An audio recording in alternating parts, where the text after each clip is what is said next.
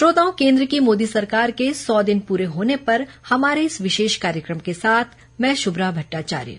श्रोताओं, मोदी सरकार ने अपने ऐतिहासिक तीसरे कार्यकाल के 100 दिन पूरे कर लिए हैं। इस दौरान सरकार ने मध्यम वर्ग, संरचनाओं, किसानों, महिलाओं और युवाओं पर ध्यान केंद्रित करते हुए 15 लाख करोड़ रुपए की परियोजनाएं शुरू की।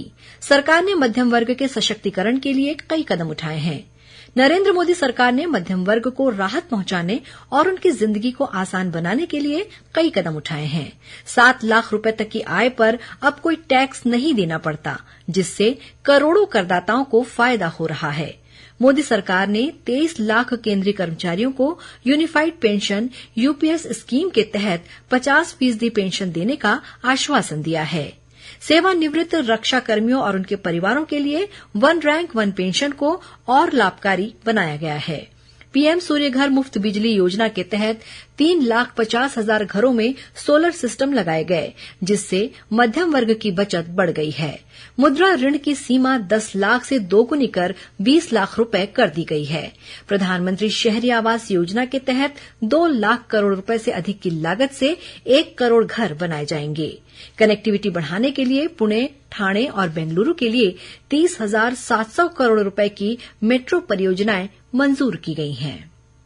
अपनी सरकार के 100 दिन पूरे होने पर प्रधानमंत्री नरेंद्र मोदी ने देशवासियों से अपने विचारों को साझा किया है।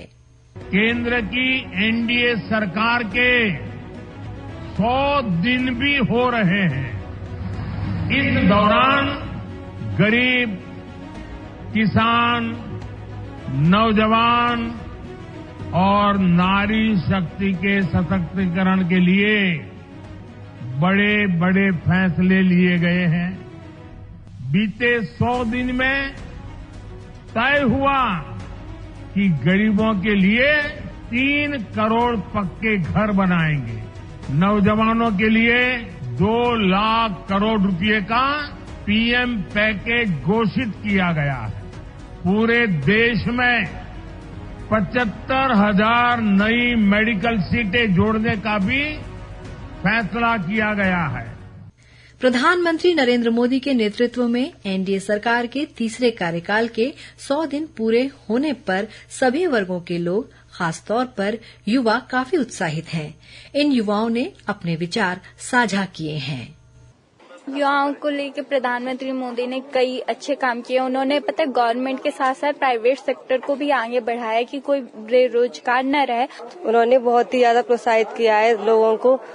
प्रधानमंत्री हमारे युवाओं के लिए काफी अच्छे काम कर रहे हैं और ये केवल गवर्नमेंट सेक्टर को लेके ही नहीं बल्कि प्राइवेट सेक्टर को लेके भी आगे बढ़ रहे हैं। जो हमारी कारीगरी है या बाकी जो हमारी स्किल्स हैं, स्किल्स पे हम ध्यान दे सकें और बाकी चीजें जो अच्छी कर सकें। अपने तीसरे कार्यकाल में मोदी सरकार का जोर किसान और बुनियादी संरचना विकास पर है।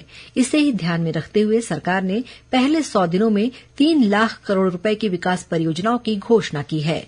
सरकार की इन परियोजनाओं में बंदरगाहों का निर्माण, करीब 1 लाख करोड़ की लागत से गांवों को जोड़ने की योजना और बड़ी सड़कों का निर्माण शामिल है। किसान सम्मान योजना में 9.5 करोड़ किसानों को 20,000 करोड़ दिए गए हैं। इसके तहत अब तक 12 करोड़ 33 लाख किसानों को 3 लाख करोड़ रुपए दिए गए हैं। सरकार ने खरीफ सीजन 2024-25 के लिए 14 फसलों का न्यूनतम समर्थन मूल्य यानी एमएसपी बढ़ाया। धान का एमएसपी 117 रुपए प्रति क्विंटल बढ़ाकर 2300 रुपए प्रति क्विंटल कर दिया गया है। सरकार ने आयुष्मान भारत के पात्रों में 70 साल से अधिक वरिष्ठ नागरिकों को भी शामिल कर लिया है। इस योजना के तहत 5 लाख रुपए प्रति वर्ष स्वास्थ्य बीमा कवर किया जाता है। प्रधानमंत्री नरेंद्र मोदी ने स्वतंत्रता दिवस की 78वीं वर्षगांठ पर लाल किले की प्राचीर से विकसित भारत 2047 का खाका खींचा। उन्होंने कहा था कि भारत 2047 तक विकसित देश बन जाएगा। भारत को विकसित बनाने के लिए 4 स्तंभ युवा, गरीब, महिलाएं और किसान बताए गए हैं। विकसित भारत का आशय भारत को विकसित देशों की श्रेणी में शामिल करने से है। ये देश के लिए नई आजादी जैसा होगा। इससे गरीबी और गुलामी की मानसिकता से आजादी मिलेगी। इसी के साथ ये विशेष कार्यक्रम समाप्त होता है। नमस्कार।